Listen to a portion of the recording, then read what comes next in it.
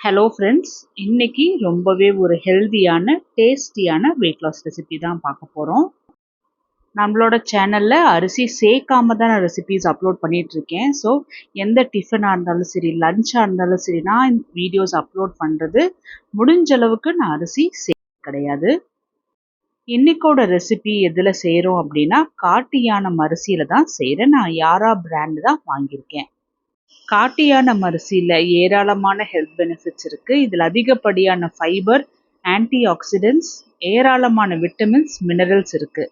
இது டைஜஷனுக்கு, blood sugar லெவலை control பண்ணுறதுக்கு, ஹார்ட் ஹெல்த்தை சப்போர்ட் பண்ணுறதுக்கு ரொம்பவே ஹெல்ப்ஃபுல்லாக இருக்கும். இந்த அரிசி உங்களுக்கு வேணும்னா நான் ப்ராடக்ட்ஸில் பின் பண்ணுறேன், வாங்கிக்கோங்க. 1 டம்ளர் காட்டு யானம் அரிசிக்கு 1/4 டம்ளர் வெள்ளை உளுந்து எடுத்திருக்கேன். நீங்கள் வெள்ளை உளுந்துக்கு பதிலாக கருப்பு உளுந்து கூட எடுத்துக்கலாம். இதில் 1/4 டீஸ்பூன் வெந்தயமும் சேர்த்தி 2லிருந்து 3 முறை நல்லா கழுவி எடுத்துட்டு, அரிசி முங்குற அளவுக்கு தண்ணி ஊற்றி நல்லா 8 மணி நேரம் ஊற வைக்கணும். எந்த அளவுக்கு நல்லா ஊற வைக்கிறோமோ அந்த அளவுக்கு நல்லா அரைப்பட்டு வரும். நான் 8 மணி நேரம் ஊற வச்சுருந்துமே நான் அரைக்கும் போது எனக்கு லைட்டாக குருணையாக தான் இருந்துச்சு. 8 மணி நேரத்துக்கு அப்புறம் பாருங்கள், அரிசி உளுந்து இது ரெண்டுமே எந்த அளவுக்கு நல்லா ஊறி வந்திருக்குன்னு. அரிசியை இது போல் எடுத்து நகம் வச்சு கட் பண்ணி எடுக்கணும். அதாவது நுணுக்கின மாதிரி எடுத்தோம் அப்படின்னா 2ஆக கட் ஆகணும். அந்த அளவுக்கு அரிசி நல்லா ஊறி இருக்கணும். இந்த அரிசியோட கலர்னு பார்த்தோம்னா ராகி கலரில் இருக்குது.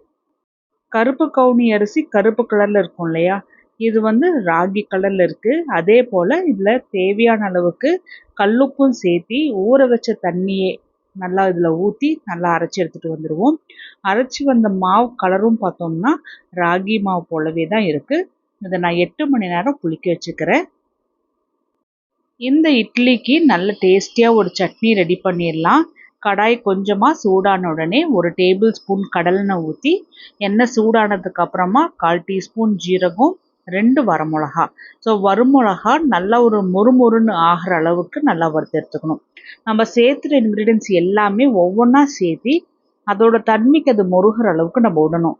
இதே போல் நான் 7 பல்லு பூண்டும் எடுத்து, பூண்டுமே நல்லா ஒரு லைட் ப்ரௌன் கலர் ஆகிற அளவுக்கு நல்லா வதக்கி எடுத்துட்டு, 2 டேபிள் ஸ்பூன் பச்சை வேர்க்கடலை இருக்கிறேன்.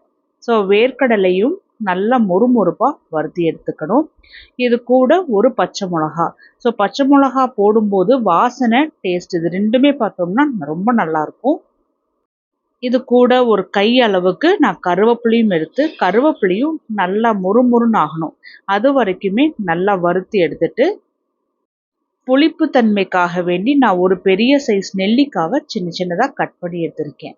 உங்ககிட்ட நெல்லிக்காய் இல்லை அப்படின்னா கடைசியாக தேவையான அளவுக்கு புளி சேர்த்திக்கோங்க. நான் இதில் ஒரு 3 நார்மல் சைஸ் வெங்காயத்தையும் கொஞ்சம் பெருசு பெருசாக கட் பண்ணி போட்டிருக்கேன். வெங்காயமும் லைட்டாக முருகனத்துக்கு அப்புறமா 1/4 டீஸ்பூன் மஞ்சள், தேவையான அளவுக்கு கல்லுப்பு போட்டு இதையும் நல்லா வதக்கி எடுத்துக்கணும். ஒரு 75% வெங்காயம் வதங்கினதுக்கு அப்புறமா 3 நார்மல் சைஸ் தக்காளியை நான் 4ஆக கட் பண்ணி போட்டிருக்கேன். இது கூடவே ஒரு கை நிறைச்ச கொத்தமல்லியும் சேர்த்தி நல்லா கலந்துட்டுக்கணும்.